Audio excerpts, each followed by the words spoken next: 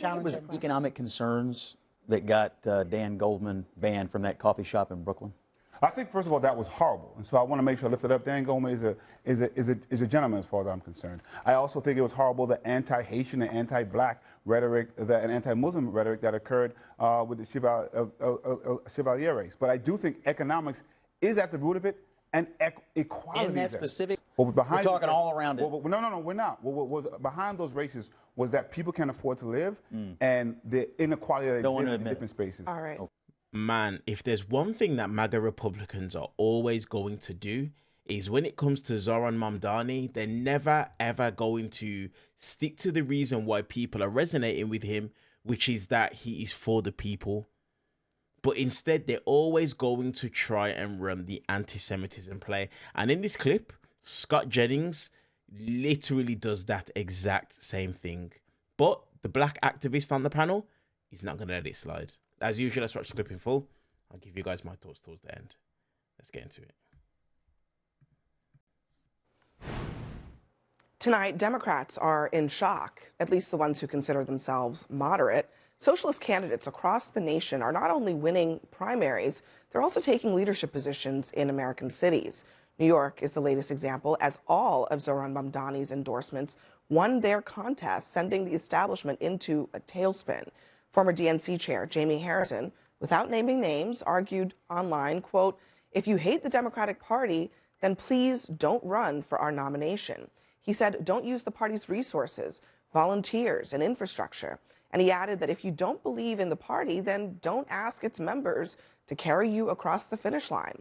An hour later, he clarified that he doesn't care if you're a progressive, a moderate, or a conservative, but he highlighted that there was always an understanding that building a stronger party was part of the job. Senator Chris Murphy responded to that, arguing that the party is the voters and that leaders need to listen to the voters who are demanding that the party be bolder. Joining us now in our fifth seat is Jumaane Williams. He's the public advocate for the city of New York. And Jumaane, I wonder if, just to respond to what Jamie Harrison is saying, is he right to say, if you're not a card-carrying Democrat, get out of our party, don't even bother running? First, I start off every sentence with Nixon 5, so I just have to put that out there. Okay. But the truth is, he's incorrect. Like, the whole context is wrong. And we keep pretending somehow that the people in power in a lot of places were not folks from outside who came into the party one way or the other, didn't like what was happening, said, I'm going to try to make some change. And that's what's happening here. And quite honestly, what we see happen in New York City is, to me, an extension of what happened from 2008, where people who may not have even bought a black toothbrush voted for Barack Obama. They then voted for Donald Trump. There are people in New York City who voted for Donald Trump and AOC. People have been saying, Mamdani that's after correct. That, yeah. There are people who are saying, we don't want the status quo, we don't want the same message and the same messenger. The party leadership that I belong to has rejected that time and time again, and every decision they've made has led us to Donald Trump. And every decision they made have led us to this point. So my hope is that the party will finally say, let's listen to some messaging that is actually working. Messaging that pushes back against the divisiveness that we've been seeing and hearing. If there's one thing a political party is going to do, it's to protect the political party as it currently is. And the people who know that the best are perhaps Republicans who experienced it vividly in 2016 when Donald Trump ran for the nomination, and he ran as an outsider, and he shook up the party, and he dispensed with all the establishment types, and then he took over the party with all of his extreme views on all sorts of things. And I call them extreme because that's what Republicans called them at the time. So, I mean, this is actually, in some ways, kind of a Trump playbook.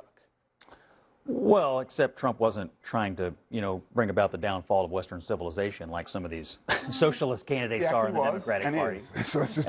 And so, I mean, look, I'm not a Democrat, but I've been amused at the infighting in New York City today, and some of it is pretty powerful constituencies. I saw a video last night in one of these victory parties of a room full of young white socialists screaming at a television with Hakeem Jeffries on it, who's poised, by the way, to possibly become the first black Speaker of the House, going, "You're next, you're next, you're next." Not a great look for the party. I saw that Mamdani went after the head of the Hispanic caucus as well. I see Tish James is even mad Mamdani. So there's a lot of splits. All of a sudden, Republicans are so into identity politics. I'm shocked. I am shocked. You know, a few things here. First, you know, a lot of times in campaigns, we see politicians endorse other candidates, endorse politicians, and that's all they do, right? You get a press release that says so and so just endorsed me. No, this.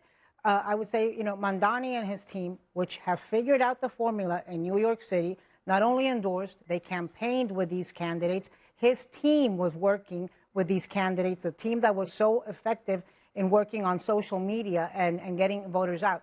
Also, let's remember that it was, I think, something like 5% of eligible voters that showed up to vote in yesterday's primary. So very few votes made a very big difference. I was on the ground speaking to voters. So let me say, it is usually a very few amount of people who make the decision anyway. So the pretending like that is a party primary. That's correct. But I want to be clear. On the ground, what people cared about is affordability. What people cared about was feeling safe and what that means in their community. What people cared about was healthcare. So the construct is incorrect, because I think people care about that across the country, definitely in New York City.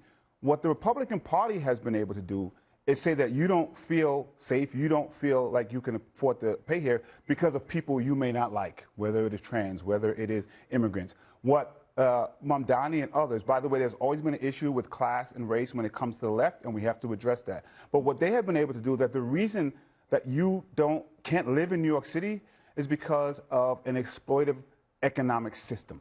And that economic system is what needs to change. But can I ask you, I thought, I mean, to me, Nydia Velázquez is a progressive.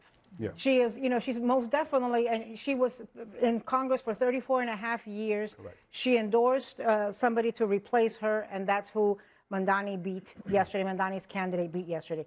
To me, Adriano Espaillat, the first Dominican to be elected to Congress, was an undocumented immigrant. Also, I don't see them as moderate. Nydia's legacy should have been more respected. Let's just be clear about that.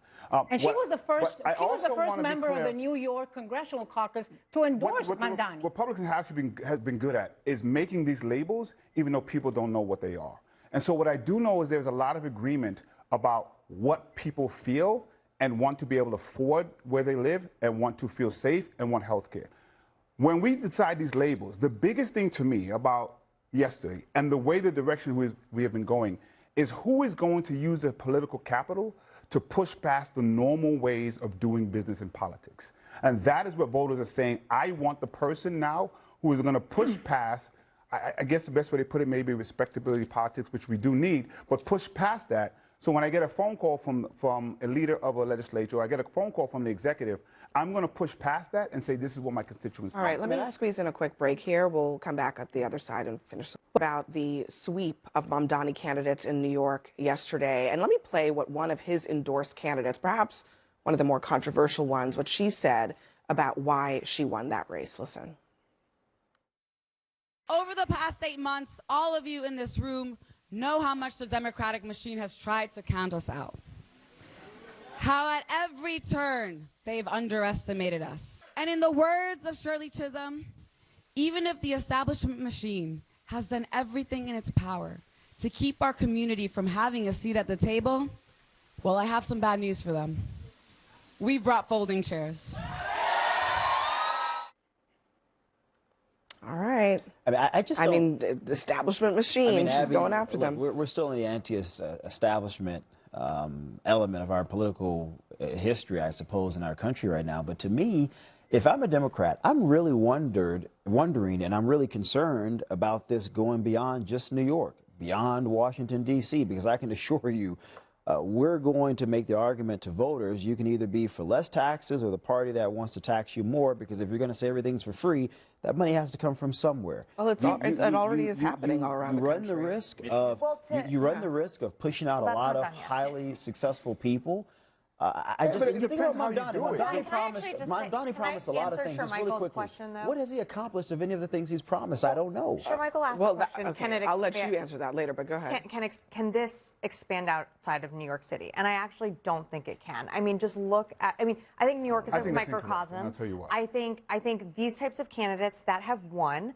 are not the type of candidates that could win in Virginia or New Jersey. Look at Mikey Sherrill. Look at Abigail Spanberger. I'm not saying Sabrina, that you can't have what I'm some saying is, but you have a pockets, messenger and you have a message. But also look But at Sabrina, the congresswoman who replaced Mikey Sherrill, who New Jersey Progressive, 11th, Yep. and Alilia Mejia is far more progressive. But Mikey Sherrill is a moderate. I don't think She this is far more goes. I progressive. don't think this is expansive of the party. I mean, look at Kate Connolly, who won in the Westchester. I mean, the Hudson Valley seat. That is a if you moderate continue to Democrat. do what the Democratic leaders have done. And the Democratic leaders, what they've done is unfortunately join Republicans in trying to bash things that people don't even know about. So they've taken catchphrases and join Republicans saying, hey, these are bad, instead of explaining. People don't even know what democratic socialism Like is. what catchphrase? If you talk about DEI, people don't even know what that is. If you talk about democratic socialism, people don't even know. But Democrats are supportive but they don't even know, of inclusive yes, and but diverse democratic policy. socialism, people don't even know what that is. And how So explain American, it and to how, the American how people American tonight. that is. What is And democratic socialism? So all that is, if you compare that to democratic capitalism, it is a different economic system. What does that mean? But let me tell you, no, hold on. If you tell people anywhere in this country, do you like your K through 12 education? Do you like your public library? No, but what's the different form of do you like your economics that yeah, you but it's just those mentioned? kind of things that we want to push when it comes to what housing. is the different when it form of comes- economics that you when just you have mentioned? when you have a system, and I think anyone would agree with this, that will create a trillionaire while you have abject poverty. That is a system that is not. He's not a trillionaire. He's not a trillionaire. Trillionaires. But it doesn't I mean, matter. Elon When you Musk have- is valuation That's correct. is No, himself. that's not what I'm saying. Wait. Unearned gains? What are we What talking about Democratic here? leaders need to do So you wanna take is something that- translate and not join Republicans in pushing back on things that the party says it stands for. The party says it stands for everybody getting housing. The party says it stands for everybody. So you have an issue with people getting- who have achieved great things.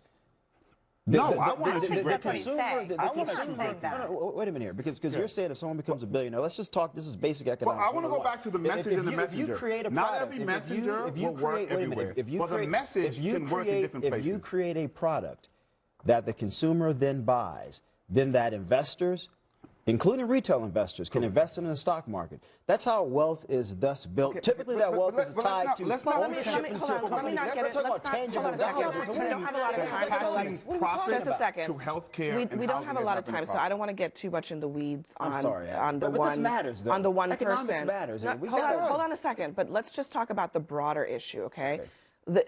I think what the people like Zoran Mamdani are putting on the table is, do we need a more fair economic system where Correct. people at the bottom can do better and not just people at the one of the top? things- And the reason that message is resonating is because it is a fact that economic inequality has been supercharged in the last 10, 20, 30 years in this country. So that is a fact that's irrespective of where you are in this country. And I think that's why there is a real question of, it's not about, are you going to run socialists everywhere, but is the anger against the establishment, the anger against an economic system that is leaving people worried about what they put in their gas tank and how much money they have for it, is that anger going to fuel candidates that speak to it versus the candidates who just want to maintain the status quo? I would say that one of the things we learned last night is that past the very friendly smile of Zoran Mamdani, he is a ruthless tactician and an ideologue who wants more people of his ideological bent elected, and he's not satisfied with just being. And he doesn't. with just And being even, I mean, Nydia Well, Velázquez exactly what endorsed he him, thought he was gonna be. and he didn't. And the other thing that from last night respect her is, desires. to quote my friend Whoopi Goldberg, I would say to Chuck Schumer, dude, you're in danger, because this I think puts a lot of wind in the sails of Alexandria Ocasio-Cortez Do to you think it challenge was him. economic concerns that got Dan Goldman banned from that coffee shop in Brooklyn?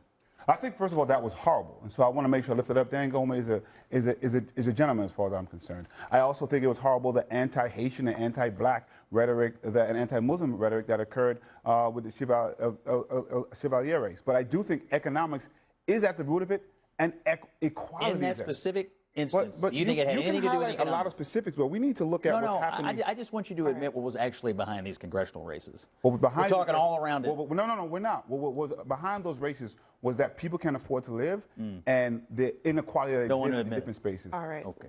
Everyone, thank you very much for being here. So I'm gonna go ahead and leave that right there. But I wanna touch on a few different things. First and foremost, did you guys see what Scott Jennings tried to do there towards the end?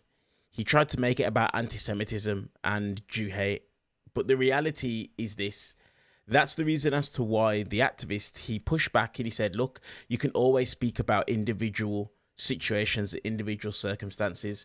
But then he also added that he didn't like the anti-Haitian hate, the anti-black hate as well. But notice Scott Jennings didn't say absolutely anything about that hate whatsoever. He knows exactly what he's doing and he's trying to be slick. Look, let me give you guys my 2 pence on why I believe we are now kind of seeing a reckoning in the types of people that are going out there and being put in a position of power. The reality is this: it's all based on inequality.